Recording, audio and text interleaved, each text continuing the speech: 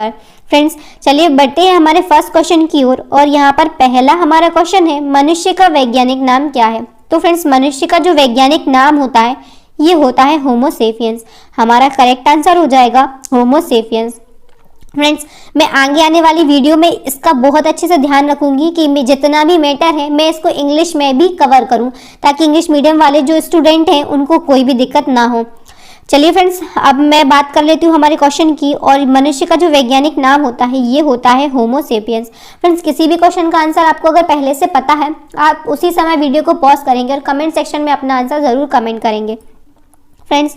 और अगर वैज्ञानिक नाम इस टॉपिक से कोई भी क्वेश्चन पूछा जाता है तो मैं आपको यहाँ पर कुछ इतने इंपॉर्टेंट वैज्ञानिक नाम प्रोवाइड करा रही हूँ, इससे बाहर मैं गारंटी दे सकती हूँ कि क्वेश्चन कहीं नहीं जाएगा।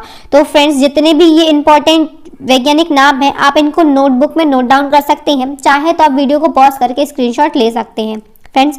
अब बढ़ते हैं हमारे नेक्स्ट क्वेश्चन की ओर। और यहाँ पर नेक्स्ट हमारा क्वेश्चन है, तंत्रिका तंत्र का कौन सा हिस्सा आंतरिक अंगों की गतिविधियों को नियंत्रित करता है। तो फ्रेंड्स तंत्रिका तंत्र का ऐसा कौन सा हिस्सा है जो कि हमारे आंतरिक अंगों की गतिविधियों को नियंत्रित करता है। तो फ्रेंड्स ये होता है मेड्यूला ओब्लंगाटा, जिसे हम हिंदी में कहते हैं मेरू मज्जा। अब फ्रेंड्स बात हुई है आंतरिक अंगों की, तो हमारे आंतरिक अंग कौन से होते हैं। तो फ्रेंड्स ऐसे अंग जिसे हम फिजिकली स्पर्श यानी कि टच नहीं कर सकते हैं, ये हमारे आंतरिक अंग होते हैं, जैसे हृदय, फेफड़े, अमाशय। फ्रेंड्स ये हमारे कैसे अंग हैं, ये हमारे आंतरिक अंग हैं, इनको हम टच नहीं कर सकते हैं।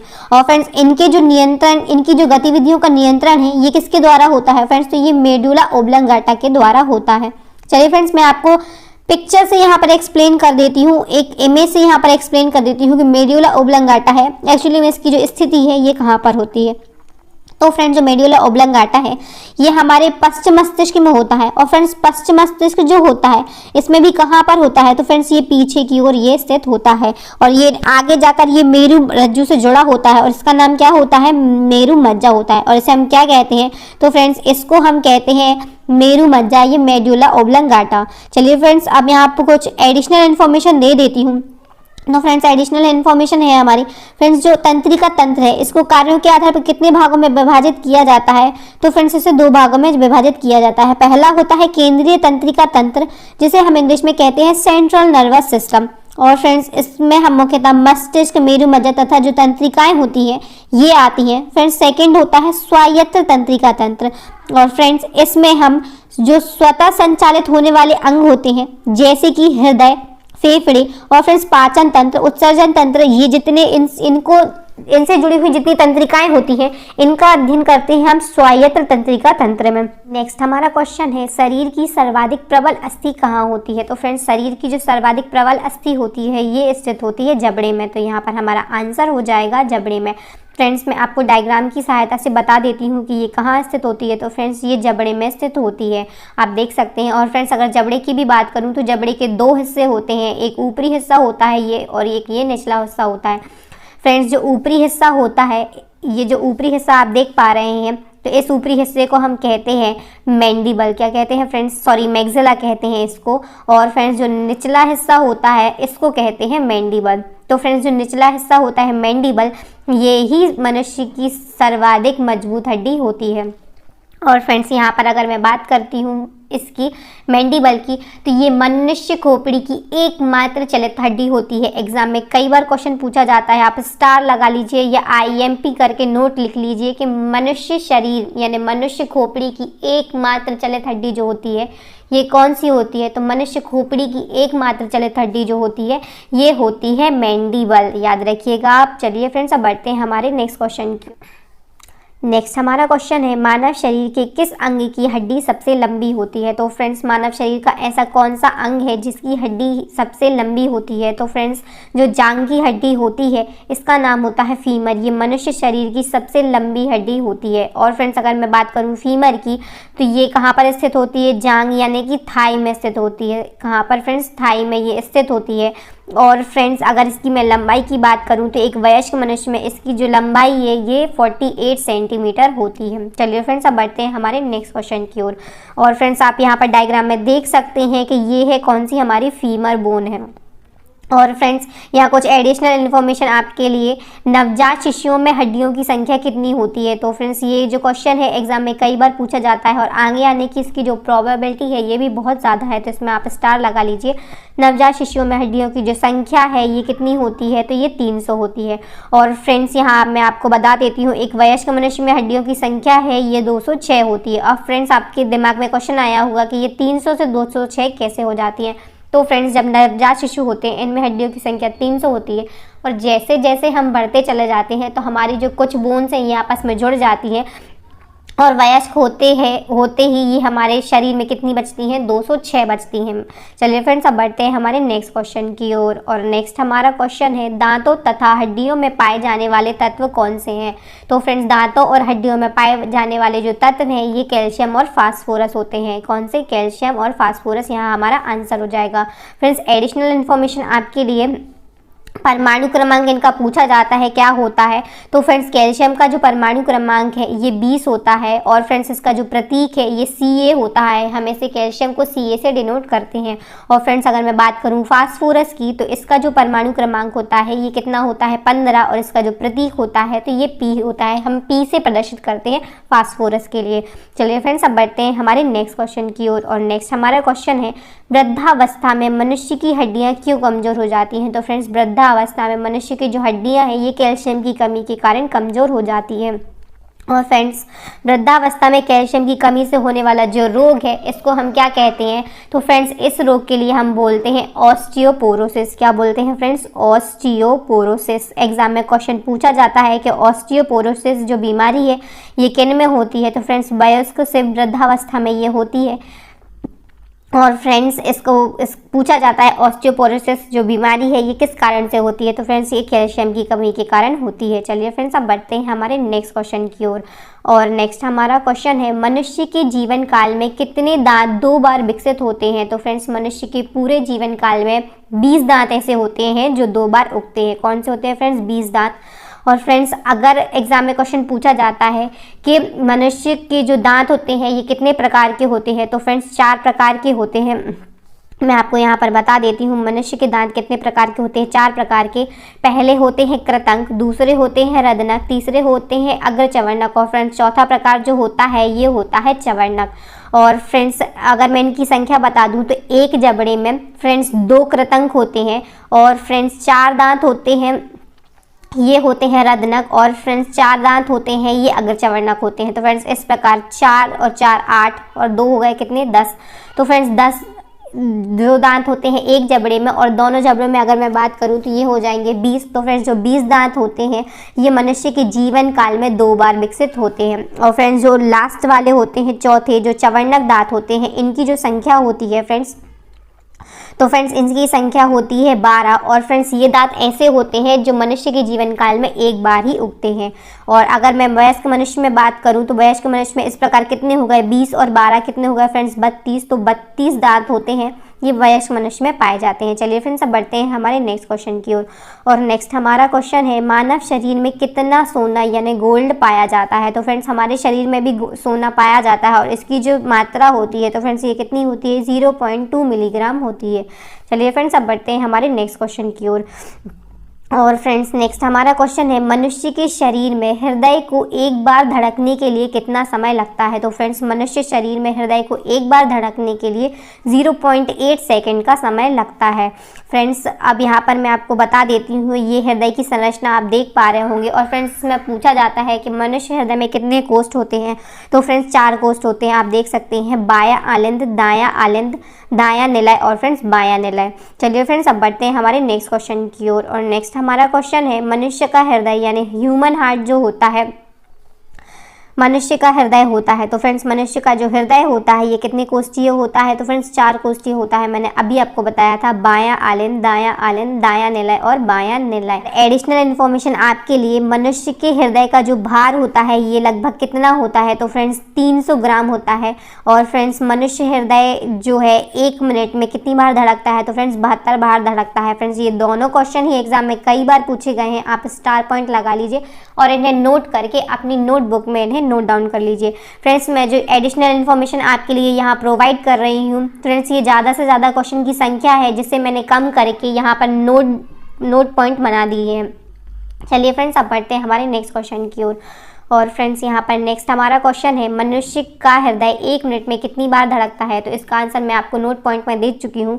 तो ये कितनी बार धड़कता है? तो फ्रेंड्स धड़कता है 72 बार। चलिए फ्रेंड्स नेक्स्ट हमारा क्वेश्चन है, ब्लड बैंक कहलाता है। तो फ्रेंड्स ब्लड बैंक कैसे कहते हैं? तो फ्रेंड्स ब्लड बैंक कहा जाता है प्लीहा के लिए, जिसे इंग्लिश में हम कहते हैं स्प्लीन। और फ्रेंड्स इसका एक और नाम होता है जिसे हम कहते हैं तिल्ली। क्या कहते हैं फ्रेंड्स? तिल्ली।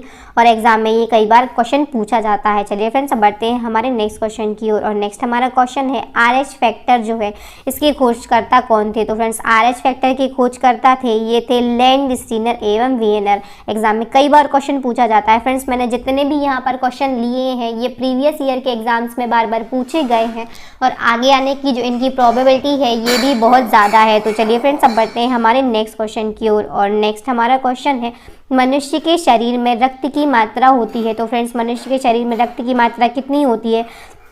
तो फ्रेंड्स ये होती है 5 से 6 लीटर। अब बढ़ते हैं हमारे नेक्स्ट क्वेश्चन की ओर। और नेक्स्ट हमारा क्वेश्चन है, मनुष्य यानी ह्यूमन की सर्वदाता जो रक्त समूह होता है, तो फ्रेंड्स ये कौन सा होता है? तो फ्रेंड्स सर्वदाता रक्त समूह होता है ये O होता है। और फ्रेंड्स अगर मैं बात करूं कि O सर्वदाता रक्त समूह क्यों होता है, तो फ्रेंड्स इसका मैं आपको यहाँ पर रीज़न दे देती हूँ। जो O रक्त समूह होता है इसमें एंटीजन नहीं होता है, किसी भी प्रकार का एंटीजन नहीं पाया जाता है, इसीलिए यह सर्वदाता कहलाता है। फ्रेंड्स इससे पहले मैं आपको यहाँ पर बता देती हूँ कि जो रक्त समूह होते हैं तो मनुष्य में कितने रक्त समूह पाए जाते हैं? तो फ्रेंड्स मनुष्य में 4 रक्त समूह पाए जाते हैं, A, B, तीसरा होता है O, चौथा होता है फ्रेंड्स AB। ये 4 रक्त समूह होते हैं, ये मनुष्य में पाए जाते हैं और इनमें से जो O होता है ये सर्वदाता होता है। और नेक्स्ट हमारा जैसे कि क्वेश्चन है कि मनुष्य की सर्वग्राही जो रक्त समूह होता है यानी यूनिवर्सल रिसेप्टर होता है, ये कौन सा होता है? तो फ्रेंड्स ये AB होता है। फ्रेंड्स जो AB रक्त समूह है ये सबसे रक्त ले सकता है लेकिन ये किसी को रक्त दे नहीं सकता है, इसीलिए इसे क्या कहा जाता है? सर्वग्राही रक्त समूह कहा जाता है। और फ्रेंड्स इसका भी मैं आपको रीज़न दूंगी कि ये AB जो है ये सर्वग्राही रक्त समूह क्यों होता है, यूनिवर्सल रिसेप्टर क्यों होता है? तो फ्रेंड्स इसमें किसी भी प्रकार की एंटीबॉडी नहीं पाई जाती है, इसीलिए यह सर्वग्राही कहलाता है। चलिए फ्रेंड्स अब बढ़ते हैं हमारे नेक्स्ट क्वेश्चन की ओर। और नेक्स्ट हमारा क्वेश्चन है, मानव शरीर में ऊतकों का निर्माण होता है। तो फ्रेंड्स मानव शरीर में ऊतकों का जो निर्माण है ये कहाँ पर होता है? तो फ्रेंड्स ये कैसे होता है? ये प्रोटीन से होता है। चलिए फ्रेंड्स अब बढ़ते हैं हमारे नेक्स्ट क्वेश्चन की ओर। नेक्स्ट हमारा क्वेश्चन है, भोजन का पाचन प्रारंभ होता है। तो फ्रेंड्स जो भोजन का पाचन है ये कहाँ शुरू होता है? तो फ्रेंड्स ये मुख से शुरू होता है। और फ्रेंड्स अगर मैं बात करूँ भोजन के पाचन की जो संपूर्ण प्रक्रिया है ये कहाँ होती है? तो फ्रेंड्स ये हमारी आहार नाल में होती है। अब फ्रेंड्स अब बात करेंगे आहार नाल की, तो मैं यहाँ आपको एक डायग्राम की सहायता से समझा देती हूँ कि जो आहार नाल होती है तो फ्रेंड्स ये हमारे मुख गुहा से लेकर जो गुदा द्वार तक है, यानी भोजन हम जब ग्रहण करते हैं और भोजन जितने समय हमारे शरीर में रहता है ये जो पूरी प्रक्रिया होती है ये हमारी आहार नाल में होती है। और फ्रेंड्स अगर मैं बात करूं तो भोजन जो है ये हम भोजन का पाचन मुख से शुरू होता है, हम मुख से भोजन को ग्रहण करते हैं और यहाँ से ही इसका पाचन शुरू हो जाता है। इसके बाद भोजन जो है ये ग्रसिका और इसके बाद फ्रेंड्स अमाशय में जाता है। फ्रेंड्स अगर आप बात करेंगे यकृत और पित्ताशय की, तो फ्रेंड्स जो यकृत, पित्ताशय और अग्नाशय होती हैं फ्रेंड्स ये हमारी सहायक पाचक ग्रंथियाँ होती हैं। ये तीनों ही हमारी सहायक पाचक ग्रंथियाँ होती हैं जो हमारे भोजन के पाचन में सहायता करती हैं। और फ्रेंड्स ये भोजन के पाचन में कैसे सहायता करती हैं? तो फ्रेंड्स ये एंजाइम को स्रावित करती हैं जो कि हमारे भोजन के पाचन की जो क्रिया है इसमें मददगार साबित होते हैं। और फ्रेंड्स जो भोजन है अमाशय के बाद ये छोटी आंत में, फिर उसके बाद ये बड़ी आंत में और फ्रेंड्स इसके बाद ये एनस द्वारा जो अपशिष्ट पदार्थ होता है ये बाहर कर दिया जाता है। चलिए फ्रेंड्स अब बढ़ते हैं हमारे नेक्स्ट क्वेश्चन की ओर। मैं आशा करती हूँ कि जो पाचन की जो क्रिया है ये आपको समझ आ गई होगी। अब नेक्स्ट हमारा क्वेश्चन है, मनुष्य का मस्तिष्क का वजन कितना होता है? तो फ्रेंड्स जो ह्यूमन ब्रेन होता है इसका जो वेट होता है, वजन होता है, ये कितना होता है? तो ये 1350 ग्राम होता है। कितना होता है? 1350 ग्राम होता है। चलिए फ्रेंड्स अब बढ़ते हैं हमारे नेक्स्ट क्वेश्चन की ओर। और यहाँ पर नेक्स्ट हमारा क्वेश्चन है, मनुष्य के शरीर की सबसे बड़ी कोशिका कौन सी होती है? तो फ्रेंड्स मनुष्य के शरीर की जो सबसे बड़ी कोशिका होती है ये तंत्रिका तंत्र होती है, या इसे हम क्या कहते हैं, तंत्रिका कोशिका भी कह सकते हैं। चलिए फ्रेंड्स, अब बढ़ते हैं हमारे नेक्स्ट क्वेश्चन की ओर। और नेक्स्ट हमारा क्वेश्चन है, मनुष्य के शरीर का सबसे बड़ा अंग कौन सा होता है? तो फ्रेंड्स, मनुष्य शरीर का जो सबसे बड़ा अंग होता है ये हमारी त्वचा यानी स्किन होती है। चलिए फ्रेंड्स, अब बढ़ते हैं हमारे नेक्स्ट क्वेश्चन की ओर। और नेक्स्ट हमारा क्वेश्चन है, वृद्धि यानी ग्रोथ हार्मोन का जो स्रावण है ये कहाँ से होता है? तो फ्रेंड्स, ग्रोथ हार्मोन का जो स्रावण है ये पिट्यूटरी ग्लैंड से होता है। और फ्रेंड्स, ये जो पिट्यूटरी ग्लैंड है इसे हम मास्टर ग्लैंड भी कहते हैं। कौन सी फ्रेंड? मास्टर ग्लैंड भी हम इसको कहते हैं। अब बढ़ते हैं हमारे नेक्स्ट क्वेश्चन की ओर। नेक्स्ट हमारा क्वेश्चन है, मनुष्य की सौंदर्यता का अध्ययन क्या कहलाता है? तो फ्रेंड्स, मनुष्य की जो सौंदर्यता का अध्ययन होता है इसे हम कहते हैं कैलोलॉजी। हमारा आंसर हो जाएगा कैलोलॉजी। नेक्स्ट हमारा क्वेश्चन है, मनुष्य में पसलियों यानी रिब्स की संख्या कितनी होती है? तो फ्रेंड्स, जो रिब्स होती हैं यानी जो हमारी पसलियाँ होती हैं इनकी संख्या होती है, अगर मैं संख्या की बात करूं तो ये होती है 24, और अगर जोड़ी में बात करूं तो ये 12 जोड़ी होती है। 12 जोड़ी यानी इनकी अगर संख्या पूछी जाए तो कितनी होती है? 24 होती है। चलिए फ्रेंड्स, अब बढ़ते हैं हमारे नेक्स्ट क्वेश्चन। हमारा क्वेश्चन है, मस्तिष्क का सबसे बड़ा भाग क्या है? तो फ्रेंड्स, मस्तिष्क का जो सबसे बड़ा भाग होता है ये होता है प्रामस्तिष्क। फ्रेंड्स, मैं आपको डायग्राम की सहायता से यहाँ बता देती हूँ कि प्रामस्तिष्क जो सेरेब्रम होता है ये कहाँ होता है। तो फ्रेंड्स, आप देख सकते हैं यहाँ जो ये जितना भी हिस्सा दिख रहा है फ्रेंड्स ये होता है प्रामस्तिष्क। क्या होता है फ्रेंड्स? प्रामस्तिष्क होता है, जिसे हम क्या कहते हैं? सेरेब्रम भी कहते हैं। चलिए फ्रेंड्स, अब बढ़ते हैं हमारे नेक्स्ट क्वेश्चन की ओर। और नेक्स्ट हमारा क्वेश्चन है, मानव खोपड़ी यानी ह्यूमन स्केल में हड्डियां पाई जाती हैं। तो फ्रेंड्स, मानव खोपड़ी ह्यूमन स्केल में जो हड्डियां पाई जाती हैं इनकी संख्या कितनी होती है? तो फ्रेंड्स, इनकी संख्या कितनी होती है? 8। और फ्रेंड्स, अगर आपसे पूछा जाता है कि मनुष्य के सिर में कितनी हड्डियां पाई जाती हैं, तो फ्रेंड्स अगर सिर शब्द का यूज़ हो रहा है तो फ्रेंड्स कितनी हड्डियां पाई जाती हैं? आप कहेंगे 29 हड्डियां पाई जाती हैं। फ्रेंड्स, अब 29 हड्डियां कैसे, तो मैं आपको यहाँ पर एक्सप्लेन कर देती हूँ।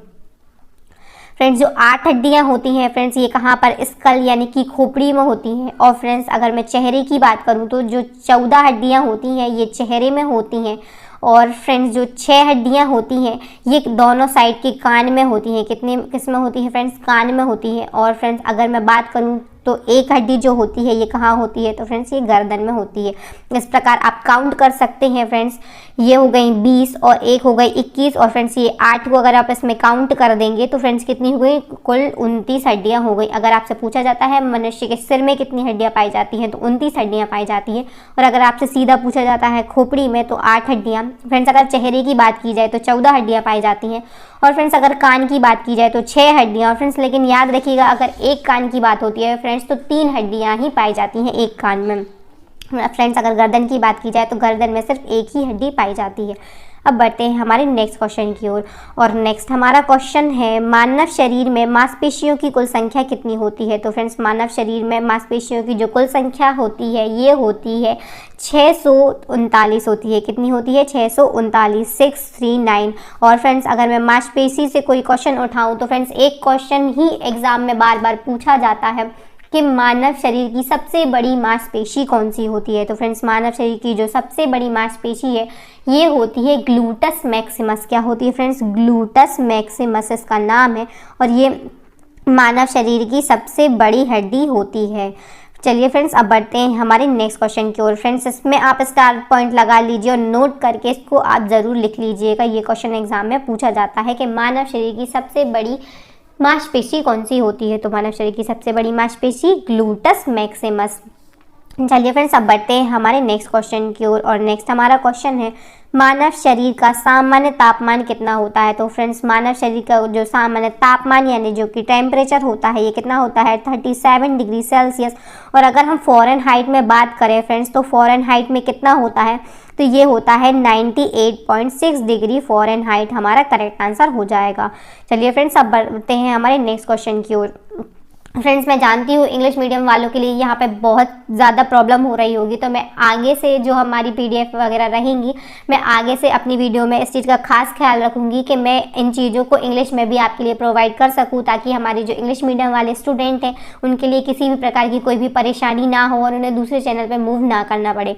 चलिए फ्रेंड्स, अब बढ़ते हैं हमारे नेक्स्ट क्वेश्चन की ओर। और नेक्स्ट हमारा क्वेश्चन है, मानव शरीर की ताप नियंत्रक ग्रंथि कौन सी होती है? तो फ्रेंड्स, ऐसी कौन सी ग्लैंड है जो मानव शरीर के ताप को नियंत्रित करती है। तो बहुत से स्टूडेंट जो होंगे ये इसका आंसर जानते होंगे। तो फ्रेंड्स चलिए जल्दी से आप कमेंट सेक्शन में इसका आंसर कमेंट कर दीजिए। और फ्रेंड्स इसका हमारा आंसर है हाइपोथैलेमस ग्लैंड। क्या है फ्रेंड्स? Hypothalamus gland. अगर फ्रेंड्स मैं हाइपोथैलेमस ग्लैंड की बात करूं, इसके कार्यों की बात करूं, तो आप पहला कार्य ही यहाँ पर देख सकते हैं कि ये हमारे शरीर की ताप नियंत्रक ग्रंथि होती है। ये हमारे शरीर के टेम्परेचर को कंट्रोल करती है। और फ्रेंड्स अगर और हम इसकी बात करें तो फ्रेंड्स ये पिट्यूटरी ग्लैंड जो होती है ये उसके नियंत्रण का कार्य करती है। एग्जाम में क्वेश्चन पूछा जाता है कि पिट्यूटरी ग्लैंड या पिट्यूटरी ग्रंथि को नियंत्रित करने का कार्य कौन सी ग्रंथि करती है? तो फ्रेंड्स हाइपोथैलेमस ग्रंथि जो है ये पिट्यूटरी ग्लैंड के नियंत्रण का कार्य करती है। चलिए फ्रेंड्स अब बढ़ते हैं हमारे नेक्स्ट क्वेश्चन की ओर। और नेक्स्ट हमारा क्वेश्चन है मानव शरीर में गुणसूत्रों यानी क्रोमोसोम्स की जो संख्या है ये कितनी होती है? तो फ्रेंड्स मानव शरीर में जो क्रोमोसोम यानी गुणसूत्र की संख्या है ये कितनी होती है? 46 होती है। और अगर मैं जोड़े में बात करूं तो फ्रेंड्स 23 जोड़े होते हैं। और फ्रेंड्स ये 23 जोड़े हैं ये कैसे होते हैं? तो फ्रेंड्स जो 22 जोड़े होते हैं इनमें से ये समजात गुणसूत्र कहलाते हैं। ये पुरुष और मादा दोनों में समान ही होते हैं। और फ्रेंड्स एक जोड़ा जो होता है ये पुरुष में भी भिन्न होता है और मादा में भिन्न होता है। तो फ्रेंड्स जो पुरुष में एक गुणसूत्र का जो जोड़ा होता है, तो फ्रेंड्स अगर मैं बात करूं पुरुष की तो ये XY होता है। और फ्रेंड्स अगर करूं बात मैं मादा की तो फ्रेंड्स ये मादा में XX होता है फ्रेंड्स। और अगर मैं यहाँ पर जैसे नेक्स्ट हमारा क्वेश्चन है लिंग निर्धारण किसके कारण होता है? तो फ्रेंड्स यहाँ पर मैंने बताया आपको जो कि मानव यानी मनुष्य में जो पुरुष होते हैं इनमें जो XY क्रोमोसोम का एक जोड़ा होता है फ्रेंड्स, इसके कारण ही फ्रेंड्स लिंग का निर्धारण होता है। तो फ्रेंड्स यहाँ पर आप हमारा आंसर भी देख सकते हैं। इसका आंसर क्या है? पुरुष को क्रोमोसोम पर। और फ्रेंड्स पुरुष क्रोमोसोम पर मैंने आपको बताया वो जो 23वां जोड़ा होता है XY का ये ही लिंग का निर्धारण करता है। चलिए फ्रेंड्स अब बढ़ते हैं हमारे नेक्स्ट क्वेश्चन की ओर। और यहाँ पर नेक्स्ट हमारा क्वेश्चन है मानव शरीर में रक्त की मात्रा शरीर के भार का कितना प्रतिशत होती है? तो फ्रेंड्स मानव शरीर में जो रक्त की मात्रा होती है ये शरीर के भार का कितना होती है? फ्रेंड्स 7% होती है। आप हमारा आंसर देख सकते हैं कितना होती है? 7%। अब बढ़ते हैं हमारे नेक्स्ट क्वेश्चन की ओर। और नेक्स्ट हमारा क्वेश्चन है रक्तचाप यानी कि ब्लड प्रेशर मापने की यंत्र को क्या कहा जाता है? तो फ्रेंड्स ब्लड प्रेशर नापने के जो यंत्र है रक्तचाप मापक यंत्र है इसे हम कहते हैं स्फिग्नोमैनोमीटर। हमारा करेक्ट आंसर हो जाएगा। फ्रेंड्स एग्जाम में कई बार क्वेश्चन पूछा जाता है तो आप अच्छे से इसको याद कर लीजिएगा। अब बढ़ते हैं हमारे नेक्स्ट क्वेश्चन की ओर। और नेक्स्ट हमारा क्वेश्चन है लाल रक्त कण यानी कि जो रेड ब्लड सेल्स होती हैं इनका निर्माण कहाँ होता है? फ्रेंड्स यहाँ पर सेल्स की जगह कॉर्पोसल्स भी होता है, आप याद रख सकते हैं। तो फ्रेंड्स जो लाल रक्त कण होती हैं इनका जो निर्माण होता है तो फ्रेंड्स यह कहाँ पर होता है? अस्थि मज्जा यानी कि बोन मैरो में होता है इसका निर्माण। और फ्रेंड्स अगर मैं बात करूँ भ्रूण अवस्था में जो इनका निर्माण है यानी लाल रक्त कणिका का जो निर्माण है तो ये कहाँ पर होता है? तो फ्रेंड्स ये यकृत में होता है। एग्जाम में क्वेश्चन कई बार पूछा गया है, आप याद रखिएगा। भ्रूण अवस्था में जो RBCs होती हैं इनका निर्माण कहाँ होता है? तो यकृत में होता है। चलिए फ्रेंड्स अब बढ़ते हैं हमारे नेक्स्ट क्वेश्चन की ओर। और नेक्स्ट हमारा क्वेश्चन है लाल रक्त कण यानी कि रेड ब्लड सेल्स को कहा जाता है? तो फ्रेंड्स रेड ब्लड सेल्स है इनका एक और नाम होता है जिन्हें हम कहते हैं एरिथ्रोसाइट्स कहते हैं, आप याद रखिएगा। अब नेक्स्ट हमारा क्वेश्चन है टिबिया नामक हड्डी कहाँ पाई जाती है? तो फ्रेंड्स जो टिबिया नामक हड्डी है ये कहाँ पाई जाती है? तो पैर में पाई जाती है। अगर मैं बात करूं पैर की हड्डी की तो फ्रेंड्स एक और यहाँ पर बोन है जो पाई जाती है। यहाँ पर बहुत सी बोन पाई जाती हैं और एक और बोन है फ्रेंड्स जो कि हमारे शरीर की सबसे बड़ी हड्डी होती है। मैंने इसका आंसर आपको पहले भी बताया है, यहाँ मैं रिवाइज करवा देती हूँ कि पैर में जो हड्डी पाई जाती है फीमर कहाँ पाई जाती है? जांघ में।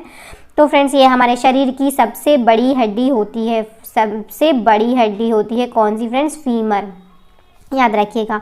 और फ्रेंड्स बड़ी के साथ मैं यहाँ पर आपको बता देती हूँ हमारे शरीर की जो सबसे छोटी हड्डी होती है फ्रेंड्स तो ये होती है स्टेपीज होती है, स्टेपीज। और फ्रेंड्स ये कहाँ पर पाई जाती है? तो ये कान में पाई जाती है, याद रखिएगा आप। अब बढ़ते हैं हमारे नेक्स्ट क्वेश्चन की ओर। और नेक्स्ट हमारा क्वेश्चन है मानव शरीर में जल की मात्रा पाई जाती है? तो फ्रेंड्स मानव शरीर में जो जल की मात्रा है ये होती है 65 से 80%। अब बढ़ते हैं हमारे नेक्स्ट क्वेश्चन की ओर। और नेक्स्ट हमारा क्वेश्चन है मनुष्य के दांतों और हड्डियों में होता है? तो फ्रेंड्स ऐसा कौन सा पदार्थ है जो मनुष्य के दांतों और हड्डियों में पाया जाता है? तो ये होता है कैल्शियम एवं फास्फोरस। नेक्स्ट हमारा क्वेश्चन है मनुष्य के शरीर में एमिनो अम्ल की संख्या होती है। तो फ्रेंड्स मनुष्य के शरीर में जो एमिनो अम्ल यानी एमिनो एसिड्स होते हैं इनकी कितनी संख्या होती है फ्रेंड्स? तो 20 होती है। कितनी होती है? 20। फ्रेंड्स अगर मैं बात करूं एमिनो अम्ल की तो फ्रेंड्स इनको क्या कहा जाता है? तो फ्रेंड्स इनको प्रोटीन की मूल संरचनात्मक इकाई कहा जाता है। एग्जाम में क्वेश्चन पूछा जाता है कि प्रोटीन की मूल संरचनात्मक इकाई क्या होती है? तो हमारा आंसर होगा एमिनो अम्ल या एमिनो एसिड। और फ्रेंड्स एक और क्वेश्चन यहाँ से पूछा जाता है एमिनो अम्ल से कि प्रोटीन का जब जल अपघटन किया जाता है तो फ्रेंड्स इससे क्या बनता है? तो फ्रेंड्स जब हम प्रोटीन का जल अपघटन करते हैं, प्रोटीन का जब हम जल अपघटन करेंगे तो फ्रेंड्स क्या बनता है? एमिनो अम्लों का मिश्रण बनता है। एमिनो अम्ल का मिश्रण हमें वहाँ से प्राप्त होता है। चलिए फ्रेंड्स अब बढ़ते हैं हमारे नेक्स्ट क्वेश्चन की ओर। नेक्स्ट हमारा क्वेश्चन है मनुष्य के शरीर की सबसे बड़ी ग्रंथि कौन सी है? तो फ्रेंड्स सभी जानते होंगे मनुष्य के शरीर की जो सबसे बड़ी ग्रंथि है ये कौन सी होती है? तो फ्रेंड्स ये यकृत यानी कि लीवर होती है। और फ्रेंड्स अब मैं यहाँ पर बात करूँ यकृत की, जैसे फ्रेंड्स हम अपनी भाषा में जिगर या कलेजा भी कहते हैं और फ्रेंड्स इंग्लिश में से क्या कहते हैं? तो इंग्लिश में से लीवर कहते हैं। फ्रेंड्स इसके मैं आपको कार्य बता देती हूँ। तो फ्रेंड्स वसा के पाचन के समय फ्रेंड्स जो उत्पन्न अमोनिया होता है ये इसको अमोनिया को फ्रेंड्स यूरिया में कन्वर्ट कर देता है। अमोनिया को यूरिया में कन्वर्ट करने का कार्य कौन करता है? फ्रेंड्स एग्जाम में कई बार क्वेश्चन पूछा जाता है। तो हमारा आंसर होगा यकृत। यकृत में जो वसा के पाचन के समय उत्पन्न जो अमोनिया रहता है इसका यूरिया में परिवर्तन कर देता है हमारा यकृत। चलिए फ्रेंड्स अब बढ़ते हैं हमारे नेक्स्ट क्वेश्चन की ओर। और नेक्स्ट हमारा क्वेश्चन है मनुष्य के शरीर में विटामिन ए किस अंग में संचित होता है? तो फ्रेंड्स जो मनुष्य का शरीर होता है इसमें विटामिन ए को कहाँ संचित किया जाता है? तो फ्रेंड्स जो हमारा यकृत होता है इसमें विटामिन ए संचित हो जाता है। फ्रेंड्स अब बात करूं विटामिन ए की तो इसका जो रासायनिक नाम होता है ये होता है रेटिनॉल। क्या होता है फ्रेंड्स? रेटिनॉल। और इसकी कमी से कौन सा रोग होता है? तो फ्रेंड्स इसकी कमी से होता है रतौंधी रोग। कौन सा रोग होता है फ्रेंड्स? रतौंधी रोग होता है। अब ये रतौंधी रोग क्या होता है? तो फ्रेंड्स ये रतौंधी रोग जो होता है इसमें रात के समय दिखाई देने में समस्या होती है। जो व्यक्ति होता है उसको रात में देखने में बहुत ही ज़्यादा परेशानी होती है। और फ्रेंड्स जो रेटिनॉल जो है ये इसका रासायनिक नाम है। एग्जाम में कई बार पूछा जाता है। फ्रेंड्स अब हमने यहाँ पर विटामिन ए की तो बात कर ली, अब लेकिन हम यहाँ पर यकृत की बात भी करते हैं। यकृत के कुछ इंपॉर्टेंट फैक्ट को हम यहाँ पर देख लेते हैं जो कि एग्जाम्स में पूछे जाते हैं। तो फ्रेंड्स रक्त का थक्का बनाने के लिए जो आवश्यक प्रोटीन होता है कौन सा प्रोटीन होता है? फ्रेंड्स आप कमेंट सेक्शन में जल्दी से कमेंट करिए।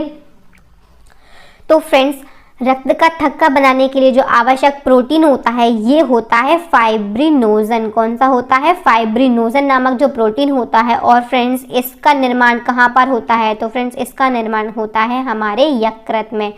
फ्रेंड्स जो फाइब्रिनोजन प्रोटीन होता है ये रक्त का थक्का बनाने में सहायता करता है। जब हमें कोई भी चोट लग जाती है और उससे रक्त का स्राव होता है तो फ्रेंड्स जो फाइब्रिनोजन प्रोटीन है ये विटामिन के साथ मिलकर वहाँ पर रक्त का थक्का बनाते हैं जिससे कि जो रक्त है हमारे शरीर से बाहर ना निकल पाए। चलिए फ्रेंड्स अब बढ़ते हैं हमारे नेक्स्ट क्वेश्चन की ओर। और नेक्स्ट हमारा क्वेश्चन है मानव शरीर में सबसे छोटी ग्रंथि कौन सी होती है? तो फ्रेंड्स मानव शरीर की जो सबसे छोटी ग्रंथि है ये होती है पिट्यूटरी ग्रंथि, जिसे हम क्या कहते हैं? पिट्यूटरी ग्रंथि, या इसे हम कहते हैं मास्टर ग्रंथि। मास्टर ग्रंथि इसे कहते हैं, या फिर इंग्लिश में बात करूँ तो इसे कहते हैं मास्टर ग्लैंड। चलिए फ्रेंड्स अब बढ़ते हैं हमारे नेक्स्ट क्वेश्चन की ओर। और नेक्स्ट हमारा क्वेश्चन है लार यानी सलाइवा में पाए जाने वाला एंजाइम है। तो फ्रेंड्स लार में पाए जाने वाला जो एंजाइम है ये होता है टाइलिन। कौन सा होता है फ्रेंड्स? टाइलिन एंजाइम होता है जो कि लार में पाया जाता है। और बात करूँ अगर टाइलिन एंजाइम की तो ये टाइलिन एंजाइम जो होता है ये स्टार्च का परिवर्तन ग्लूकोज में करता है। किसका? फ्रेंड्स स्टार्च का परिवर्तन ये ग्लूकोज में कर देता है। एग्जाम में कई बार क्वेश्चन पूछा जाता है कि ऐसा कौन सा एंजाइम है जो स्टार्च का परिवर्तन ग्लूकोज में करता है? तो हमारा आंसर होगा टाइलिन एंजाइम। और फ्रेंड्स अगर लार में पाए जाने वाले एंजाइम की बात करते हैं तो यहाँ एक और मुख्य एंजाइम पाया जाता है जो कि होता है लाइसोजाइम। कौन सा फ्रेंड्स? लाइसोजाइम होता है।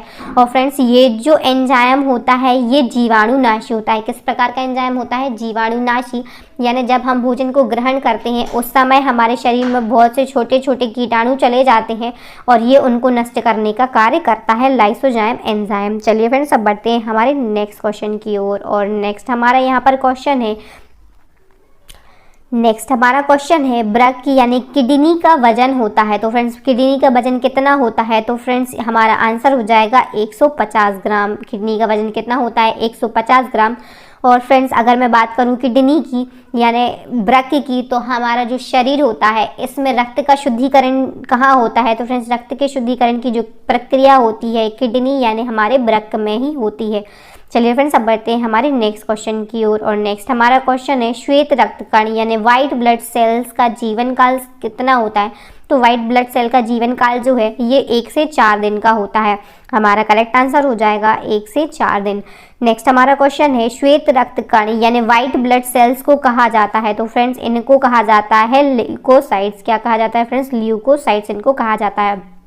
फ्रेंड्स बहुत से बच्चे जैसे कमेंट करते हैं कि इनको ऑब्जेक्टिव टाइप में लेके आओ, तो फ्रेंड्स मेरा ऐसा मानना है मैं लेकिन आपके लिए ऐसा करूंगी कि आगे से जो मेरी वीडियोस रहेंगी मैं इनको आपके लिए ऑब्जेक्टिव टाइप में लेके आऊँगी जिनके 4 ऑप्शंस रहेंगे फ्रेंड्स। लेकिन मेरा ऐसा मानना है कि अगर आप डायरेक्ट आंसर याद करते हैं तो आप परीक्षा में 4 ऑप्शन देखने से पहले ही अपने माइंड में क्लिक कर चुके रहेंगे कि इसका जो आंसर है ये क्या होने वाला है। तो फ्रेंड्स मेरा ऐसा मानना है कि आप इस तरीके से पढ़ें। बाकी अगर आप कहते हैं तो मैं ऐसा ज़रूर करूंगी कि मैं इनको ऑप्शनल वाइज लेके आऊँगी। मैं एक क्वेश्चन और उसके 4 ऑप्शन रहेंगे और फिर मैं उस क्वेश्चन को वहाँ पर डिस्क्राइब करूँगी। ठीक है फ्रेंड्स, और आप फीडबैक भी ज़रूर देते जाइए साथ साथ में कि आपको किस तरीके से पढ़ना है। मैं आपको उसी तरीके से ही पढ़ाने के लिए तैयार हूँ। चलिए फ्रेंड्स अब बढ़ते हैं हमारे नेक्स्ट क्वेश्चन की ओर। नेक्स्ट हमारा क्वेश्चन है सबसे छोटी ग्रंथि यानी स्मॉल ग्लैंड होती है। तो फ्रेंड्स हमारे शरीर की जो सबसे छोटी ग्रंथि होती है ये होती है पिट्यूटरी ग्रंथि, जिसे हम मास्टर ग्लैंड भी कहते हैं। हमारा आंसर हो जाएगा पिट्यूटरी ग्रंथि। अगर फ्रेंड्स मैं इसके वजन की बात करूं तो इसका जो वजन होता है ये 0.6 ग्राम होता है। एग्जाम में क्वेश्चन पूछा जाता है। और फ्रेंड्स ये किस प्रकार की ग्रंथि होती है? तो फ्रेंड्स ये एक अंतःस्रावी ग्रंथि है। कैसी ग्रंथि है फ्रेंड्स? अंतःस्रावी ग्रंथि है। और फ्रेंड्स अगर आप बात करें अंतःस्रावी ग्रंथि क्या होती है तो मैं आपको बता देती हूँ। अंतःस्रावी ग्रंथि जो होती है ये अपने हार्मोन को सीधे रक्त में स्रावित कर देती हैं। ऐसी ग्रंथियाँ जो अपने हार्मोन को सीधे रक्त में स्रावित कर देती हैं ये अंतःस्रावी ग्रंथि कहलाती हैं। चलिए फ्रेंड्स अब बढ़ते हैं हमारे नेक्स्ट क्वेश्चन की ओर। और नेक्स्ट हमारा क्वेश्चन है स्वस्थ मनुष्य की सांस लेने की दर कितनी होती है? तो फ्रेंड्स एक स्वस्थ मनुष्य की सांस लेने की जो दर होती है ये होती है 16 से 18 बार। एक जो स्वस्थ मनुष्य है ये 1 मिनट में 16 से 18 बार सांस लेता है। चलिए फ्रेंड्स अब बढ़ते हैं हमारे नेक्स्ट क्वेश्चन की ओर। और नेक्स्ट हमारा क्वेश्चन है श्वेत रक्त कणिका का जीवन काल कितना होता है? तो फ्रेंड्स जो श्वेत रक्त कणिकाएं होती हैं इनका जो जीवन काल है ये होता है 2 से 4 दिन का। कितना? 2 से 4 दिन का। फ्रेंड्स अगर ऑप्शन में 1 से 4 दिन आता है तो आप उससे भी करेक्ट आंसर लगाएंगे और अगर 2 से 4 दिन आता है तो आप इससे भी करेक्ट आंसर लगाएंगे। चलिए फ्रेंड्स तो अब बढ़ते हैं आप हमारे नेक्स्ट क्वेश्चन की ओर। और नेक्स्ट हमारा क्वेश्चन है जीवन की मूलभूत इकाई किसे कहा जाता है? तो फ्रेंड्स जो जीवन की मूलभूत इकाई होती है ये हम कहते हैं कोशिका के लिए। तो हमारा सही आंसर हो जाएगा कोशिका। और फ्रेंड्स कोशिका के बारे में मैं अब आपको एक्स्ट्रा फैक्ट्स बता देती हूँ जो कि एग्जाम में पूछे जाते हैं। जैसे कोशिका की खोज है ये किसने की थी? तो फ्रेंड्स कोशिका की खोज की थी रॉबर्ट हुक ने। और रॉबर्ट हुक ने सन 1665 ईस्वी में कोशिका की खोज की थी। फ्रेंड्स एक और क्वेश्चन कोशिका से पूछा जाता है कि ये जो कोशिका सिद्धांत है ये किसने दिया था? तो फ्रेंड्स यहाँ पर मैं 2 क्वेश्चन को यहाँ पर कवर कर रही हूँ। जैसे कि कोशिका सिद्धांत है ये स्लाइडेन एवं स्वान ने दिया था। और फ्रेंड्स सन भी पूछा जाता है कि कोशिका सिद्धांत स्लाइडेन एवं स्वान द्वारा किस सन में प्रतिपादित किया गया था? तो फ्रेंड्स 1839 ईस्वी में इसको प्रस्तुत किया गया था। चलिए फ्रेंड्स अब बढ़ते हैं हम हमारे नेक्स्ट क्वेश्चन की ओर। और नेक्स्ट हमारा क्वेश्चन है कौन सा तत्व मानव शरीर में सर्वाधिक पाया जाता है? तो फ्रेंड्स ऐसा कौन सा तत्व है जो कि मानव शरीर में सर्वाधिक मात्रा में पाया जाता है? तो हमारा आंसर होगा ऑक्सीजन। और फ्रेंड्स अगर इसका परसेंटेज पूछा जाता है तो आप वहाँ पे बता सकते हैं इसका परसेंटेज कितना होता है। तो मानव शरीर में इसका जो प्रतिशत होता है ये 65% होता है। फ्रेंड्स मैं अब आपको कुछ ऐसे तत्व बता देती हूँ जो कि सर्वाधिक मात्रा में मानव शरीर में पाए जाते हैं। तो फ्रेंड्स ये ऐसे 6 तत्व हैं जो कि सर्वाधिक प्रधानता में हमारे शरीर में पाए जाते हैं। फ्रेंड्स पहला जैसे कि मैंने अभी बताया आपको ऑक्सीजन है, ये परसेंटेज अगर पूछा जाए तो 65%। और फ्रेंड्स सेकंड अगर मैं बात करूं तो जो कार्बन होता है इसकी 18% मात्रा हमारे शरीर में मानव शरीर में पाई जाती है। फ्रेंड्स आगे मैं बात करती हूं तो जो हाइड्रोजन है ये 10% पाया जाता है। नेक्स्ट नाइट्रोजन है जो कि चौथे नंबर पे है, ये 3.2% में पाया जाता है। फ्रेंड्स कैल्शियम की बात करूं तो 1.5%। और फ्रेंड्स अगर मैं फास्फोरस की बात करती हूँ तो ये 1.2% हमारे शरीर में पाया जाता है। मैं आशा करती हूँ कि जो मैं आपको एक्सप्लेन कर रही हूँ, जो मैं समझा रही हूँ, वो आपके समझ में आ रहा होगा। फ्रेंड्स सेशन को लाइक कर दीजिए अगर आपको मेरा पढ़ाना पसंद आ रहा है। अब चलिए फ्रेंड्स बढ़ते हैं हम हमारे नेक्स्ट क्वेश्चन की ओर। और नेक्स्ट हमारा क्वेश्चन है, किस प्रोटीन की मौजूदगी के कारण शरीर के भीतर रक्त का थक्का नहीं जमता है? तो फ्रेंड्स ऐसा कौन सा प्रोटीन है जिसकी मौजूदगी के कारण शरीर के भीतर रक्त का थक्का नहीं जमता है? फ्रेंड्स यहाँ पर हमारा आंसर हो जाएगा हेपेरिन नामक प्रोटीन। जो फ्रेंड्स हेपेरिन प्रोटीन होता है, इसके कारण हमारे शरीर में रक्त का थक्का जो है ये नहीं जमता है फ्रेंड्स। और मैं बता दूं, शरीर के भीतर रक्त का थक्का जमने की अगर बात है तो फ्रेंड्स हमारा जो ब्लड है ये हमारी पूरी बॉडी में सर्कुलेट होता है, और फ्रेंड्स उस वहाँ पे ये जो हेपेरिन नामक जो प्रोटीन होता है, इसके कारण हमारे शरीर में रक्त का थक्का नहीं जमता है। अगर किसी व्यक्ति, किसी पर्सन के शरीर के अंदर फ्रेंड्स अगर रक्त का थक्का जम जाता है, ब्लड का क्लॉट बन जाता है फ्रेंड्स, तो हेपेरिन नामक प्रोटीन होता है, इसके ही इंजेक्शन दिए जाते हैं ताकि जो रक्त का थक्का है वो पिघल कर निकल सके। चलिए फ्रेंड्स अब बढ़ते हैं हमारे नेक्स्ट क्वेश्चन की ओर। और नेक्स्ट हमारा क्वेश्चन है, यहाँ पर पचे हुए भोजन का जो अवशोषण है ये कहाँ पर होता है? तो फ्रेंड्स पचे हुए भोजन का अवशोषण होता है हमारी छोटी आंत में। हमारा सही आंसर हो जाएगा छोटी आंत, जिसे हम इंग्लिश में कहते हैं स्मॉल इंटेस्टाइन। फ्रेंड्स ये जो छोटी आंत होती है ये हमारे पाचन तंत्र का हिस्सा होती है, हमारी आहार नाल का एक मुख्य हिस्सा होती है। और फ्रेंड्स अगर मैं इसकी लंबाई की बात करूं तो एक वयस्क मनुष्य में इसकी जो लंबाई होती है फ्रेंड्स ये 6.5 मीटर तक लंबी होती है। चलिए फ्रेंड्स अब बढ़ते हैं हमारे नेक्स्ट क्वेश्चन की ओर। और नेक्स्ट हमारा क्वेश्चन है, मानव शरीर में खून का शुद्धिकरण की जो प्रक्रिया है इसको हम क्या कहते हैं? तो फ्रेंड्स जो खून के शुद्धिकरण की जो प्रक्रिया होती है इसे हम कहते हैं डायलिसिस। हमारा करेक्ट आंसर हो जाएगा डायलिसिस। फ्रेंड्स एडिशनल इन्फॉर्मेशन आपके लिए, ये जो डायलिसिस की प्रक्रिया है मैं इसे एक्सप्लेन करूंगी ये क्या होती है। तो फ्रेंड्स डायलिसिस की प्रक्रिया को तब अपनाया जाता है जब किसी व्यक्ति के फ्रेंड्स ब्रक यानी गुर्दे सही से काम नहीं कर रहे हो, उसकी किडनी सही से काम नहीं कर रही हो, तो फ्रेंड्स इसके लिए फ्रेंड्स डायलिसिस का यूज़ किया जाता है। और फ्रेंड्स कुछ मैं आपको एग्जांपल्स बता देती हूँ, जैसे गुर्दे से जुड़े रोग, लंबे समय से मधुमेह के जो रोगी होते हैं या उच्च रक्तचाप यानी जो बीपी के मरीज होते हैं, ऐसी परिस्थितियों में कई बार डायलिसिस की फ्रेंड्स आवश्यकता पड़ती है। अब बढ़ते हैं हमारे नेक्स्ट क्वेश्चन की ओर। और नेक्स्ट हमारा क्वेश्चन है, पेट में भोजन को पचाने के लिए आवश्यकता होती है। तो फ्रेंड्स पेट में भोजन के पाचन के लिए किस चीज़ की आवश्यकता होती है? तो फ्रेंड्स जो एंजाइम होते हैं इनकी आवश्यकता होती है भोजन के पाचन के लिए। नेक्स्ट हमारा क्वेश्चन है, वोमन कैप्सूल पाया जाता है। तो फ्रेंड्स जो वोमन कैप्सूल है ये कहाँ पर पाया जाता है? तो फ्रेंड्स ये किडनी में पाया जाता है, और मैं आपको एक्सप्लेन कर देती हूँ कि ये होता क्या है। तो फ्रेंड्स जो वोमन कैप्सूल होता है ये स्तनधारियों के गुर्दे यानी किडनी में नेफ्रॉन पर कप के आकार का एक थैलीनुमा संरचना होती है फ्रेंड्स, जो मूत्र के बनने के लिए रक्त का निस्पंदन करता है। फ्रेंड्स मैं आपको डायग्राम में एक्सप्लेन कर देती हूँ। फ्रेंड्स ये जो नेफ्रॉन की संरचना आपको यहाँ पर दिख रही है, इसमें फ्रेंड्स ये प्यालीनुमा जो संरचना दिख रही है कप के आकार की, फ्रेंड्स ये कहलाता है वोमन कैप्सूल। चलिए फ्रेंड्स अब बढ़ते हैं हमारे नेक्स्ट क्वेश्चन की ओर। और नेक्स्ट हमारा क्वेश्चन है, कोशिका की आत्महत्या की थैली किसे कहते हैं? तो फ्रेंड्स कोशिका की आत्महत्या की थैली किसे कहा जाता है? तो फ्रेंड्स हमारा आंसर होगा लाइसोसोम को। फ्रेंड्स लाइसोसोम को कोशिका की आत्महत्या की थैली कहा जाता है। फ्रेंड्स अब लाइसोसोम को कोशिका की आत्महत्या की थैली क्यों कहा जाता है? तो फ्रेंड्स जो कोशिकाएं होती हैं जब ये क्षतिग्रस्त हो जाती हैं या मृत होने की कंडीशन में आती हैं तो फ्रेंड्स ये लाइसोसोम में जाकर फट जाती हैं, और फ्रेंड्स मुक्त एंजाइम अपनी ही कोशिकाओं को पचा देते हैं, और फ्रेंड्स इस कारण से लाइसोसोम को आत्मघाती थैली या आत्महत्या की थैली कहते हैं फ्रेंड्स। और इसकी अगर मैं बात कर लूँ कि लाइसोसोम की खोज किसने की थी, तो लाइसोसोम की जो खोज है सर्वप्रथम क्रिश्चियन डी ड्रूवे ने 1955 में की थी। एग्जाम में क्वेश्चन पूछा जाता है। चलिए फ्रेंड्स अब बढ़ते हैं हमारे नेक्स्ट क्वेश्चन की ओर। और नेक्स्ट हमारा क्वेश्चन है, रक्त एक किस प्रकार का ऊतक है? तो फ्रेंड्स जो रक्त है ये एक तरल संयोजी ऊतक है। हमारा करेक्ट आंसर हो जाएगा तरल संयोजी ऊतक। एग्जाम में कई बार क्वेश्चन पूछा जाता है फ्रेंड्स, तो आप इसमें IMP लगा लीजिए। अब फ्रेंड्स अगर मैं बात करूँ रक्त से जुड़े हुए फैक्ट की, तो फ्रेंड्स मैंने यहाँ पर जितने भी रक्त से जुड़े हुए फैक्ट हैं उन सभी को कवर किया है। जैसे कि रक्त किस प्रकार का ऊतक है, तो रक्त एक तरल संयोजी ऊतक है। और फ्रेंड्स एग्जाम में कई बार क्वेश्चन पूछा जाता है कि मानव शरीर में रक्त की जो मात्रा है मानव शरीर का कितना प्रतिशत होती है? फ्रेंड्स तो ये लगभग 7% होती है। नेक्स्ट हमारा पॉइंट है, रक्त एक क्षारीय विलयन है। एग्जाम में पूछा जाता है, और फ्रेंड्स इसका pH मान भी पूछा जाता है, तो इसका जो pH मान होता है ये होता है 7.4। नेक्स्ट की अगर बात करें तो फ्रेंड्स एक वयस्क मनुष्य में औसतन कितना रक्त पाया जाता है? तो फ्रेंड्स 5 से 6 लीटर रक्त पाया जाता है। नेक्स्ट है महिलाओं में पुरुषों की तुलना में 1.5 लीटर रक्त कम होता है। और फ्रेंड्स रक्त में 2 प्रकार के पदार्थ पाए जाते हैं फ्रेंड्स, पहला होता है प्लाज्मा और फ्रेंड्स दूसरा होता है रुधिराणु, जिसे हम ब्लड कार्पसल्स कहते हैं। फ्रेंड्स अब इसमें परसेंटेज भी पूछा जाता है कि किसका कितना परसेंटेज होता है, तो मैं ब्लड को यहाँ पे एक्सप्लेन कर देती हूँ। फ्रेंड्स जो ब्लड होता है इसमें 2 पार्ट होते हैं, पहला पार्ट होता है ब्लड प्लाज्मा का और दूसरा होता है ब्लड सेल्स या इन्हें हम कहते हैं ब्लड कार्पसल्स फ्रेंड्स। और जो ब्लड प्लाज्मा होता है फ्रेंड्स इसका जो प्रतिशत होता है ये लगभग 55% होता है। और फ्रेंड्स अगर ब्लड कॉर्पसल्स या ब्लड सेल्स की बात करूं तो फ्रेंड्स ये 45% होते हैं। और फ्रेंड्स इसके भी 3 भाग होते हैं, जैसा कि मैं आपको बता देती हूँ।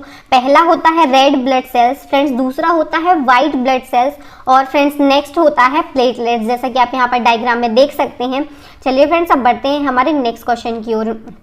और फ्रेंड्स नेक्स्ट हमारा क्वेश्चन है जार्विक 7 क्या है। तो फ्रेंड्स जो जार्विक 7 है ये एक प्रकार का कृत्रिम हृदय है। क्या है फ्रेंड्स? कृत्रिम हृदय है। यहाँ पर हमारा आंसर हो जाएगा जार्विक 7 क्या है, तो फ्रेंड्स ये कृत्रिम हृदय है। नेक्स्ट क्वेश्चन की ओर बढ़ते हैं। नेक्स्ट क्वेश्चन है सबसे लंबी पेशी कौन सी है। तो फ्रेंड्स सबसे लंबी पेशी जो है ये होती है सटोरियास। कौन सी फ्रेंड्स? सटोरियास हमारा करेक्ट आंसर हो जाएगा सटोरियास। और फ्रेंड्स अगर मैं यहाँ पर सबसे बड़ी पेशी की बात करूँ तो फ्रेंड्स जो सबसे बड़ी पेशी होती है मानव शरीर की ये होती है ग्लूमस मैक्सिकस। चलिए फ्रेंड्स अब बढ़ते हैं हमारे नेक्स्ट क्वेश्चन की ओर। और नेक्स्ट हमारा क्वेश्चन है मानव मूत्र किसके कारण दुर्गंध देता है। तो फ्रेंड्स जो मानव मूत्र है ये यूरिया के कारण दुर्गंध देता है। यहाँ पर हमारा करेक्ट आंसर हो जाएगा यूरिया। चलिए फ्रेंड्स अब बढ़ते हैं हमारे नेक्स्ट क्वेश्चन की ओर। हमारा क्वेश्चन है सबसे बड़ी लार ग्रंथि कौन सी है। तो फ्रेंड्स मानव शरीर की जो सबसे बड़ी लार ग्रंथि होती है ये होती है पैरोटिड ग्लैंड्स। और फ्रेंड्स इसे हम हिंदी में कहते हैं कर्णपूर्व ग्रंथि।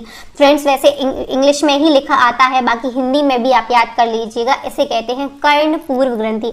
फ्रेंड्स अगर लार ग्रंथि की बात करूं तो फ्रेंड्स हमारे शरीर में मानव शरीर में फ्रेंड्स 3 लार ग्रंथियां पाई जाती हैं, 3 स्लाइवा ग्लैंड्स पाई जाती हैं। पहली होती है पैरोटिड ग्लैंड फ्रेंड्स, दूसरी होती है सबलिंगुअल और फ्रेंड्स तीसरी होती है सब मैक्सिलरी ग्लैंड। चलिए फ्रेंड्स अब बढ़ते हैं हमारे नेक्स्ट क्वेश्चन की ओर। और नेक्स्ट हमारा क्वेश्चन है यहाँ पर सबसे छोटी WBC कौन सी है। तो फ्रेंड्स सबसे छोटी जो WBC यानी वाइट ब्लड सेल्स है ये होती है लिम्फोसाइट। हमारा करेक्ट आंसर हो जाएगा लिम्फोसाइट। और यही अगर मैं बात करती हूँ सबसे बड़ी WBC वाइट ब्लड कॉर्पसल्स कौन सी है सबसे बड़ी, तो फ्रेंड्स ये होती है मोनोसाइट। एग्जाम में क्वेश्चन पूछा जाता है, आप दोनों को याद रखिएगा, नोट डाउन करते चलिए साथ में। नेक्स्ट हमारा क्वेश्चन है सबसे बड़ी सिरा कौन सी होती है। तो फ्रेंड्स मानव शरीर की जो सबसे बड़ी शिरा होती है ये होती है एम्फीरियर। हमारा करेक्ट आंसर हो जाएगा एम्फीरियर। चलिए फ्रेंड्स अब बढ़ते हैं हमारे नेक्स्ट क्वेश्चन की ओर। और यहाँ पर फ्रेंड्स नेक्स्ट हमारा क्वेश्चन है अनुवांशिकी के पिता किसे कहा जाता है। तो फ्रेंड्स अनुवांशिकी के जो पिता हैं फादर ऑफ जेनेटिक्स ये कहा जाता है ग्रेगर जॉन मेंडल के लिए। हमारा करेक्ट आंसर हो जाएगा ग्रेगर जॉन मेंडल। और फ्रेंड्स अगर मैं अनुवांशिकी की बात करूँ तो यहाँ से 2 क्वेश्चन है जो बहुत ही ज़्यादा एग्जाम में पूछे जाते हैं, कई बार रिपीट हुए हैं कि जो डॉक्टर हरगोविंद खुराना है इनको किस संबंधित खोज के लिए फ्रेंड्स नोबेल पुरस्कार से सम्मानित किया गया था। तो फ्रेंड्स 1968 में इन्होंने DNA से संबंधित खोज की थी और इसके लिए इन्हें नोबेल पुरस्कार से सम्मानित किया गया था फ्रेंड्स। और मानव शरीर में गुणसूत्रों की संख्या पूछी जाती है कितनी होती है। तो फ्रेंड्स मानव शरीर में जो गुणसूत्रों की संख्या होती है ये 46 होती है और जोड़े में बात करूं तो ये कितनी होते हैं 23 जोड़े होते हैं। नेक्स्ट हमारा क्वेश्चन है राइबोसोम को क्या कहा जाता है। तो फ्रेंड्स जो राइबोसोम होते हैं इनको कहा जाता है प्रोटीन की फैक्ट्री। एग्जाम में क्वेश्चन घुमाकर भी पूछा जाता है कि प्रोटीन की फैक्ट्री किसे कहा जाता है, तो वहां पर हमारा करेक्ट आंसर हो जाएगा राइबोसोम के लिए प्रोटीन की फैक्ट्री कहा जाता है। बढ़ते हैं नेक्स्ट क्वेश्चन की ओर। और नेक्स्ट हमारा क्वेश्चन है रक्त का थक्का बनाने में सहायक विटामिन कौन सा है। तो जो रक्त का थक्का बनाने में सहायक विटामिन है ये होता है विटामिन के। हमारा करेक्ट आंसर हो जाएगा विटामिन के। चलिए फ्रेंड्स पढ़ते हैं अब हमारे नेक्स्ट क्वेश्चन की ओर। और नेक्स्ट हमारा क्वेश्चन है टिटनेस से शरीर का कौन सा अंग प्रभावित होता है। तो फ्रेंड्स जो टिटनेस बीमारी होती है इससे शरीर का तंत्रिका तंत्र प्रभावित होता है। हमारा करेक्ट आंसर हो जाएगा तंत्रिका तंत्र। नेक्स्ट क्वेश्चन है हमारा चेचक का टीका की जो है इसकी खोज किसने की थी। तो फ्रेंड्स चेचक का जो टीका है इसकी खोज की थी एडवर्ड जेनर ने। हमारा करेक्ट आंसर हो जाएगा एडवर्ड जेनर। नेक्स्ट हमारा क्वेश्चन है इंसुलिन की खोज किसने की थी? तो फ्रेंड्स जो इंसुलिन की खोज है ये किसने की थी? तो फ्रेंड्स बेटिंग एवा वेस्ट ने की थी। और अगर सन पूछा जाए तो 1921 में इन्होंने इसकी खोज की थी इंसुलिन की। फ्रेंड्स एग्जाम में क्वेश्चन पूछा जाता है मानव शरीर में जो मधुमेह रोग है वो किसकी कमी से होता है? तो फ्रेंड्स इंसुलिन की कमी से मधुमेह रोग होता है। बढ़ते हैं हमारे नेक्स्ट क्वेश्चन की ओर। नेक्स्ट हमारा क्वेश्चन है वस्तु का प्रतिबिंब आंख के किस भाग पर बनता है? तो फ्रेंड्स जो वस्तु का प्रतिबिंब होता है ये आंख के रेटिना पर बनता है। हमारा करेक्ट आंसर हो जाएगा रेटिना। चलिए फ्रेंड्स अब बढ़ते हैं हमारे नेक्स्ट क्वेश्चन की ओर। और नेक्स्ट हमारा क्वेश्चन है नेत्रदान में आंख के किस भाग को दान किया जाता है? तो नेत्रदान में आंख का जो कॉर्निया वाला भाग होता है इसको दान किया जाता है। अब बढ़ते हैं हमारे नेक्स्ट क्वेश्चन की ओर। और नेक्स्ट हमारा क्वेश्चन है त्वचा का कैंसर किस कारण से होता है? तो जो त्वचा का कैंसर होता है ये सूर्य की हानिकारक परावैंगनी किरणों से होता है। हमारा करेक्ट आंसर हो जाएगा सूर्य की परावैंगनी किरणों से। बढ़ते हैं हमारे नेक्स्ट क्वेश्चन की ओर। नेक्स्ट हमारा क्वेश्चन है कोशिका की खोज किस अंग्रेज वैज्ञानिक द्वारा की गई थी? तो फ्रेंड्स जो कोशिका की खोज है ये रॉबर्ट हुक के द्वारा की गई थी। हमारा आंसर हो जाएगा वैज्ञानिक रॉबर्ट हुक। चलिए फ्रेंड्स अब बढ़ते हैं हमारे नेक्स्ट क्वेश्चन की ओर। और यहाँ पर नेक्स्ट हमारा क्वेश्चन है सिरोसिस बीमारी मानव शरीर के किस अंग को प्रभावित करती है? तो फ्रेंड्स जो सिरोसिस बीमारी है ये किस मानव अंग को प्रभावित करती है? तो फ्रेंड्स ये करती है लीवर के लिए। हमारा करेक्ट आंसर हो जाएगा लीवर। अगर मैं बात करूँ लीवर की यानी यकृत की तो फ्रेंड्स ये हमारे शरीर की सबसे बड़ी ग्रंथि होती है। और फ्रेंड्स जो दो मुख्य प्रोटीन होते हैं फाइब्रिनोजन और हेपेरिन इनका स्त्रावन भी कहाँ से, इनका श्रावण कहाँ से होता है? तो फ्रेंड्स ये यकृत लीवर से ही होता है। एग्जाम में कई बार क्वेश्चन पूछा जाता है तो आप नोट डाउन करते चलिए साथ में। नेक्स्ट क्वेश्चन की बात करूँ तो ये है टाइफाइड से मानव शरीर का कौन सा अंग प्रभावित होता है? तो फ्रेंड्स टाइफाइड से मानव शरीर की जो आंतें होती हैं ये प्रभावित होती हैं। अब बढ़ते हैं हमारे नेक्स्ट क्वेश्चन की ओर। और नेक्स्ट हमारा क्वेश्चन है मनुष्य के मूत्र का पीएच मान कितना होता है? तो फ्रेंड्स मनुष्य के मूत्र यानी यूरिन का जो पीएच मान होता है तो फ्रेंड्स ये होता है 6। कितना होता है फ्रेंड्स? 6। तो ये किस प्रकार का विलयन हो जाएगा फ्रेंड्स? तो ये अम्लीय विलयन हो जाएगा। याद रखिएगा पूछा जाता है एग्जाम में। नेक्स्ट हमारा क्वेश्चन है शरीर से हृदय की ओर रक्त ले जाने वाली रक्त वाहिनियाँ कहलाती हैं? तो फ्रेंड्स शरीर से हृदय की ओर रक्त ले जाने वाली जो रक्त वाहिनियाँ हैं फ्रेंड्स ये कहलाती हैं शिराएं। हमारा करेक्ट आंसर हो जाएगा शिराएं। और फ्रेंड्स अगर मैं बात करूं कि हृदय से शरीर की ओर रक्त ले जाने वाली जो रक्त वाहिनियां हैं उन्हें हम क्या कहते हैं? तो फ्रेंड्स ये होती हैं धमनियां। नेक्स्ट हमारा क्वेश्चन है मनुष्य के शरीर में प्रतिदिन मूत्र बनता है? तो फ्रेंड्स जो यूरिन की मात्रा है मनुष्य के शरीर में जो प्रतिदिन बनती है ये होती है लगभग 1.5 लीटर। हमारा करेक्ट आंसर हो जाएगा। अब बढ़ते हैं हमारे नेक्स्ट क्वेश्चन की ओर। नेक्स्ट हमारा क्वेश्चन है रक्त का अध्ययन कहलाता है? तो फ्रेंड्स जो रक्त का अध्ययन है ये कहलाता है हेमेटोलॉजी। हमारा आंसर हो जाएगा हेमेटोलॉजी। और अगर मैं बात करूं कि जो हेमेटोलॉजी है इसका जनक किसे कहा जाता है? तो हेमेटोलॉजी का जनक कहा जाता है विलियम ह्यूनस के लिए। एग्जाम में कई बार क्वेश्चन पूछा जाता है, आप आईएमपी लगा लीजिए इसमें या स्टार बना सकते हैं। नेक्स्ट हमारा क्वेश्चन है पीयूष ग्रंथि मानव शरीर के किस भाग में स्थित होती है? तो फ्रेंड्स जो पीयूष ग्रंथि होती है जिसे हम पिट्यूटरी ग्लैंड भी कहते हैं ये मस्तिष्क में स्थित होती है। और फ्रेंड्स अगर मैं बात करूं पीयूष ग्रंथि की तो इस ग्रंथि को मास्टर ग्रंथि भी कहा जाता है। अब बढ़ते हैं हमारे नेक्स्ट क्वेश्चन की ओर। और नेक्स्ट हमारा क्वेश्चन है एलिसा प्रणाली यानी जो एलिसा टेस्ट होता है से किस वायरस का पता लगाया जाता है? तो फ्रेंड्स जो एलिसा टेस्ट होता है इससे एड्स बीमारी के HIV वायरस का पता लगाया जाता है। अब बढ़ते हैं हमारे नेक्स्ट क्वेश्चन की ओर। और नेक्स्ट हमारा क्वेश्चन है मानव शरीर में रक्त के शुद्धिकरण की प्रक्रिया को हम क्या कहते हैं? तो फ्रेंड्स मानव शरीर में रक्त के शुद्धिकरण की जो प्रक्रिया होती है इसे हम कहते हैं डायलिसिस। हमारा करेक्ट आंसर हो जाएगा डायलिसिस। और फ्रेंड्स जो रक्त का शुद्धिकरण है ये किस अंग द्वारा होता है? तो फ्रेंड्स वृक्क यानी कि किडनी द्वारा रक्त का शुद्धिकरण होता है। नेक्स्ट हमारा क्वेश्चन है हृदय के विकार का पता लगाने के लिए किसका प्रयोग किया जाता है? तो फ्रेंड्स हृदय के विकार का पता लगाने के लिए ECG का प्रयोग किया जाता है। हमारा करेक्ट आंसर हो जाएगा ECG। इसका फुल फॉर्म भी पूछ लिया जाता है तो ये होता है इलेक्ट्रोकार्डियोग्राफ। अब याद रखिएगा फ्रेंड्स। अगर इससे जुड़े हुए कुछ और टर्म्स की मैं बात कर लूँ तो फ्रेंड्स जैसे EEG भी पूछ लिया जाता है तो इसका फुल फॉर्म होता है इलेक्ट्रोएन्सेफेलोग्राफ।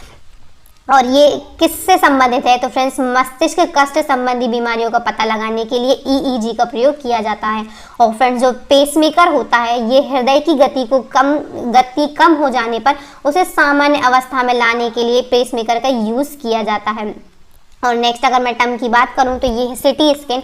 और फिर फ्रेंड्स सिटी स्कैन का यूज़ क्यों किया जाता है फ्रेंड्स, तो शरीर के किसी भाग की विकृति का पता लगाने के लिए सिटी स्कैन का यूज़ किया जाता है। अब बढ़ते हैं हमारे नेक्स्ट क्वेश्चन की ओर। और नेक्स्ट हमारा क्वेश्चन है, एक मानव शरीर में औसतन कितनी स्वाद नलिकाएं होती हैं। तो फ्रेंड्स एक मानव शरीर में जो स्वाद नलिकाएं होती हैं ये होती हैं 2000 से 8000। हमारा करेक्ट आंसर हो जाएगा 2000 से 8000। फ्रेंड्स अगर अब बात हुई है यहाँ पर स्वाद नलिकाएं यानी जीभ की बात हुई है, तो मैं इससे जुड़े हुए कुछ आपको फैक्ट बता देती हूँ जो कि एग्जाम में पूछे जाते हैं। फ्रेंड्स जीभ जो उपस्थित स्वाद नलिकाएं होती है ये खाद्य पदार्थों का स्वाद ज्ञान कराती हैं हमारे लिए, और इनकी जो औसतन संख्या होती है ये 2000 से 8000 होती है। और फ्रेंड्स जो जीभ होती है ये मानव शरीर की एकमात्र ऐसी कंकाल पेशी होती है, ऐसी स्केलेटन मसल होती है जिसके जो दोनों सिरे होते हैं फ्रेंड्स ये हड्डियों यानी बोन से जुड़े हुए नहीं होते हैं। फ्रेंड्स अब कंकाल के पेशी जो होती हैं यहाँ पर मैं आपको एक्सप्लेन कर देती हूँ कि जो कंकाल पेशी होती हैं ये दोनों तरफ हड्डियों से जुड़ी होती हैं, लेकिन जो जीभ होती है ये एकमात्र ऐसी कंकाल पेशी है जो कि एक सिरे से ही हड्डी से जुड़ी हुई होती है। और फ्रेंड्स ये किस बोन से जुड़ी हुई होती है ये भी एग्जाम में पूछा जाता है। तो फ्रेंड्स जो हायोइड बोन होती है ये उससे जुड़ी हुई होती है। फ्रेंड्स यहाँ मैं आपको डायग्राम में दिखा देती हूँ, ये होती है हायोइड बोन जो कि हमारे गले में स्थित होती है। और फ्रेंड्स जो जीभ होती है जो कंकाल पेशी है ये कहाँ से जुड़ी होती है, तो फ्रेंड्स ये हायोइड बोन से जुड़ी हुई होती है जो कि गले में स्थित होती है। फ्रेंड्स अगर बात करूं हायोइड बोन की, तो फ्रेंड्स ये हायोइड जो बोन है ये भी शरीर की एकमात्र ऐसी हड्डी है जो कि किसी अन्य हड्डी से जुड़ी हुई नहीं होती है। चलिए फ्रेंड्स अब बढ़ते हैं हमारे नेक्स्ट क्वेश्चन की ओर। और यहाँ पर नेक्स्ट हमारा क्वेश्चन है, कौन सी वाहिकाएं साफ रक्त फेफड़ों से हृदय तक ले जाती हैं। तो फ्रेंड्स जो शुद्ध रक्त होता है, तो ऐसी कौन सी वाहिकाएं हैं जो शुद्ध रक्त को फेफड़ों से हृदय तक ले जाती हैं, तो फ्रेंड्स ये होती हैं फुफ्फुस शिरा होती हैं। और फ्रेंड्स यही अगर मैं बात कर लूँ अशुद्ध रक्त की, तो फ्रेंड्स जो फुफ्फुस धमनी होती है उसमें अशुद्ध रक्त हृदय से फेफड़े तक लाया जाता है। अब बढ़ते हैं हमारे नेक्स्ट क्वेश्चन की ओर। और नेक्स्ट हमारा क्वेश्चन है, एक वयस्क मनुष्य का पूरा पाचन तंत्र मुंह से गुदा तक कितने मीटर लंबा होता है। तो फ्रेंड्स अगर मैं मनुष्य शरीर के पूरे पाचन तंत्र की बात करूं, तो फ्रेंड्स जो पूरे पाचन तंत्र की प्रक्रिया है ये हमारी आहार नाल में संपन्न होती है। और फ्रेंड्स यहाँ पर अगर हम रिलेट करें तो ये कह सकते हैं कि आहार नाल कितने मीटर लंबी होती है। फ्रेंड्स जो आहार नाल होती है ये लगभग 9 मीटर लंबी होती है। और फ्रेंड्स अगर आपसे फीट में पूछा जाए तो फ्रेंड्स 32 फीट इसका आंसर हो जाएगा। और फ्रेंड्स अब बात हुई है यहाँ पर आहार नाल की मनुष्य के पूरे पाचन तंत्र की, तो मैं उसको भी यहाँ पर एक्सप्लेन कर देती हूँ। तो फ्रेंड्स एक वयस्क मनुष्य का जो पूरा पाचन तंत्र होता है फ्रेंड्स मुंह से गुदा तक, तो फ्रेंड्स ये इसकी जो लंबाई होती है ये लगभग 9 मीटर होती है।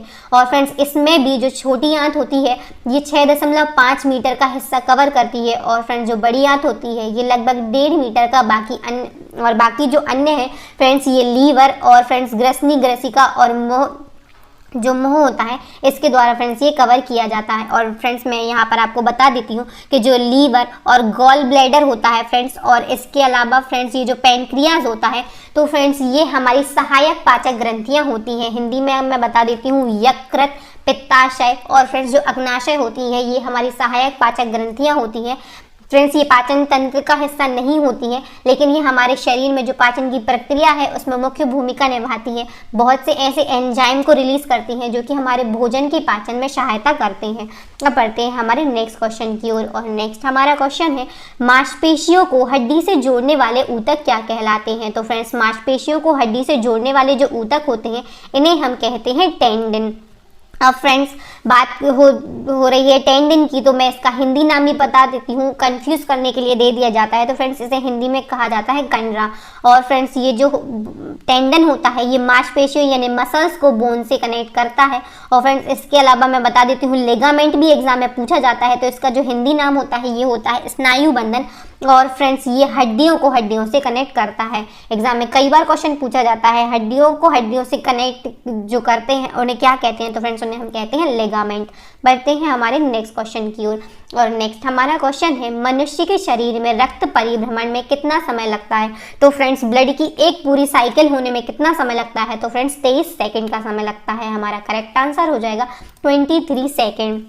बढ़ते हैं नेक्स्ट क्वेश्चन की ओर। नेक्स्ट हमारा क्वेश्चन है, मानव शरीर में भोजन का रक्त द्वारा अवशोषण कहाँ सर्वाधिक होता है? तो फ्रेंड्स मानव शरीर में भोजन का रक्त द्वारा जो सर्वाधिक अवशोषण है ये कहाँ पर होता है? तो ये छोटी आंत में, स्मॉल इंटेस्टाइन में होता है। बढ़ते हैं नेक्स्ट क्वेश्चन की ओर, और नेक्स्ट क्वेश्चन है पित्त यानी वाइल जिसे हम कहते हैं ये स्रावित होता है। तो फ्रेंड्स जो वाइल है ये कहाँ से स्रावित होता है फ्रेंड्स? तो ये यकृत द्वारा स्रावित होता है।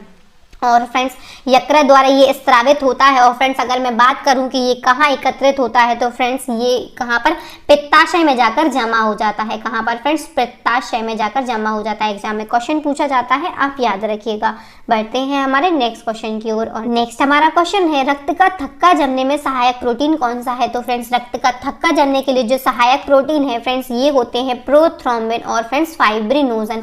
और फ्रेंड्स अगर मैं विटामिन की बात करूं तो फ्रेंड्स जो विटामिन के होता है इसकी सहायता से फाइब्रिनोजन और प्रोथ्रोम्बिन जो प्रोटीन होते हैं इनका निर्माण यकृत में होता है। और फ्रेंड्स ये ही जो प्रोटीन होते हैं ये रक्त का थक्का जमने में सहायता करते हैं फ्रेंड्स। और विटामिन जो के होता है ये रक्त का थक्का बनाने में एक सहायक प्रोटीन होता है। और सामान्यतः रक्त का जो थक्का है ये लगभग 2 से 5 मिनट में बन जाता है। बढ़ते हैं हमारे नेक्स्ट क्वेश्चन की ओर, और नेक्स्ट हमारा क्वेश्चन है मानव रक्त में कितने समूह होते हैं? तो फ्रेंड्स जो ब्लड ग्रुप होता है इसमें कितने समूह होते हैं? तो इसमें 4 समूह होते हैं। और 4 समूह कौन कौन से होते हैं तो मैं आपको बता देती हूँ। ए बी और ओ फ्रेंड्स ये 4 ब्लड ग्रुप होते हैं फ्रेंड्स। इनकी मैं आपको विशेषता भी बता देती हूँ। तो फ्रेंड्स जो ब्लड ग्रुप ए ग्रुप होता है तो फ्रेंड्स इसमें एंटीबॉडी बी टाइप की पाई जाती है। और फ्रेंड्स अगर एंटीजन की बात करूं तो इसमें ए एंटीजन पाया जाता है। और ब्लड ग्रुप बी की बात करूं तो फ्रेंड्स इसमें एंटीबॉडी होती है ये ए टाइप की पाई जाती है और जो एंटीजन होते हैं ये बी पाए जाते हैं फ्रेंड्स। और बात करती हूँ अगर ए बी ब्लड ग्रुप की तो फ्रेंड्स इसमें किसी भी प्रकार की एंटीबॉडीज नहीं पाई जाती हैं। और फ्रेंड्स जो एंटीजन होते हैं फ्रेंड्स ये ए और बी दोनों टाइप के पाए जाते हैं फ्रेंड्स। इसीलिए जो ब्लड ग्रुप ए बी होता है फ्रेंड्स ये सर्वग्राही होता है क्योंकि इसमें किसी भी टाइप के एंटीबॉडीज नहीं पाई जाती हैं। इसीलिए ये किसी को ब्लड दे नहीं सकता है, ये सिर्फ सर्वग्राही होता है, ये सबसे ब्लड ले सकता है। नेक्स्ट अगर मैं बात करती हूँ ब्लड ग्रुप ओ की तो फ्रेंड्स इसमें एंटीजन जो है ये किसी भी प्रकार के नहीं पाए जाते हैं। और जो एंटीबॉडीज होती हैं फ्रेंड्स तो ये ए टाइप की एंटीबॉडी भी पाई जाती है और फ्रेंड बी टाइप की एंटीबॉडीज भी इसमें पाई जाती हैं। तो फ्रेंड्स जो ब्लड ग्रुप ओ होता है ये सर्वदाता होता है क्योंकि इसमें दोनों टाइप की एंटीबॉडीज पाई जाती हैं फ्रेंड्स। तो ये किसी को भी ब्लड दे सकता है। चलिए फ्रेंड्स अब बढ़ते हैं हमारे नेक्स्ट क्वेश्चन की ओर, और हमारा क्वेश्चन है श्वेत रक्त कणिकाओं का प्रमुख कार्य क्या होता है? तो फ्रेंड्स जो व्हाइट ब्लड सेल्स होती हैं या इन्हें हम व्हाइट ब्लड कॉर्पस्कल्स भी कहते हैं तो फ्रेंड्स इनका जो मुख्य कार्य होता है तो फ्रेंड्स हमारे शरीर में रोग प्रतिरोधक क्षमता जो होती है इसको पैदा करना व्हाइट ब्लड सेल्स का मुख्य कार्य होता है। हमारा करेक्ट आंसर हो जाएगा रोग प्रतिरोधक क्षमता को पैदा करना। एग्जाम में कई बार क्वेश्चन पूछा जाता है, बहुत इंपॉर्टेंट क्वेश्चन है फ्रेंड्स। और ये जो व्हाइट ब्लड सेल्स होती हैं ये हमारे शरीर को रोगों से संक्रमित होने से भी बचाती हैं। बढ़ते हैं नेक्स्ट क्वेश्चन की ओर, और नेक्स्ट हमारा क्वेश्चन है लाल रक्त कणिकाओं का प्रमुख कार्य क्या होता है? तो फ्रेंड्स जो लाल रक्त कणिकाएं होती हैं, रेड ब्लड सेल्स होती हैं, इनका जो मुख्य कार्य होता है फ्रेंड्स ये शरीर की हर कोशिका में ऑक्सीजन को पहुंचाती हैं और फ्रेंड्स कार्बन डाइऑक्साइड यानी जो CO2 होती है इसको बाहर करती हैं। हमारा करेक्ट आंसर हो जाएगा शरीर की हर कोशिका में ऑक्सीजन को पहुंचाना और कोशिका से CO2 को बाहर करना। नेक्स्ट हमारा क्वेश्चन है वह कौन सा तत्व है जो एनेमल को कठोर बनाता है? तो फ्रेंड्स बात उठती है कि एनेमल होता क्या है। तो जो एनेमल होता है फ्रेंड्स ये हमारे दांतों की सबसे बाहरी परत होती है जिसे हम एनेमल कहते हैं। और फ्रेंड्स जो एनेमल होता है ये हमारे शरीर का सबसे कठोर हिस्सा होता है। फ्रेंड्स IMP लगा लीजिए, स्टार पॉइंट लगा के इस पॉइंट को आप नोट डाउन कर लीजिए। फ्रेंड्स यह जो एनेमल होता है ये हमारे शरीर का सबसे कठोर भाग होता है। एग्जाम में कई बार क्वेश्चन पूछा जाता है फ्रेंड्स। और ये जो एनिमल होता है ऐसा कौन सा पदार्थ है, ऐसा कौन सा तत्व है जो इसको कठोर बनाता है? तो फ्रेंड्स जो फ्लोरीन होता है एनिमल को कठोर बनाने में सहायता करता है। बढ़ते हैं हमारे नेक्स्ट क्वेश्चन की ओर, और नेक्स्ट हमारा क्वेश्चन है शरीर में सबसे ज़्यादा ऊर्जा संचय किस पदार्थ के रूप में होती है? तो फ्रेंड्स हमारे शरीर में सबसे ज़्यादा जो ऊर्जा संचय है ये वसा के रूप में होता है। हमारा करेक्ट आंसर हो जाएगा वसा। और फ्रेंड्स एग्जाम में कई बार क्वेश्चन पूछा जाता है कि जो वसा होता है 1 ग्राम वसा के टूटने पर कितने कैलोरी हमें ऊर्जा मिलती है? तो 1 ग्राम वसा के टूटने पर हमें 9.1 कैलोरी ऊर्जा मिलती है। और फ्रेंड्स जो प्रोटीन होता है ये इससे भी हमें ऊर्जा मिलती है। और फ्रेंड्स 1 ग्राम प्रोटीन के टूटने पर हमें 4.2 कैलोरी ऊर्जा मिलती है। नेक्स्ट हमारा क्वेश्चन है, कौन सा अंग रोगाणुओं का विनाश करता है तथा शरीर का पुलिस रक्षक कहलाता है? तो फ्रेंड्स ऐसा कौन सा अंग है हमारे शरीर का जो रोगाणुओं का विनाश करता है और शरीर का पुलिस रक्षक कहलाता है? तो ये होता है हमारा यकृत यानी कि लीवर। अब फ्रेंड्स ऐसा क्यों होता है? तो फ्रेंड्स जो यकृत होता है इसमें फोकर सेल्स पाई जाती है। फ्रेंड्स कौन सी कोफर सेल्स पाई जाती हैं जो रोगाणुओं को नष्ट करती हैं, और जो यकृत है ये हमारे शरीर का पुलिस रक्षक कहलाता है। बढ़ते हैं हमारे नेक्स्ट क्वेश्चन की